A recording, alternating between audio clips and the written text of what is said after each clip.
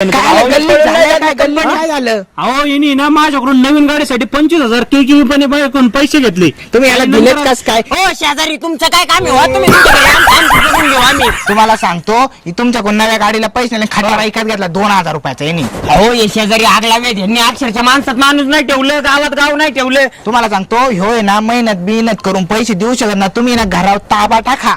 अहो घरावर ताबा नाही राव, मी तुमचे पैसे नाही आता 15 तारखेपर्यंत येतो राव माझ्या घरी चले आणि त्यांना ताबा बिबा. 10 दिवसाचा टाइम येतो, 10 ठीक आहे ना? दिवसाचा. धान्याच्या 2 गवण्यात घरात मी सकाळीच आणताना पाहिलं ते आहे ना उचलून न्या. हे गोणी मला पॅक करून दे चल. नका राव, तुमचे पैसे डायरेक्ट देतो राव. आणि ते 2,000चा खटरा पण उचलून न्या. हो तुमचं काय तुम्ही निघा, तुमच्या आधी डोक्यावरचे कर्ज मिटू का?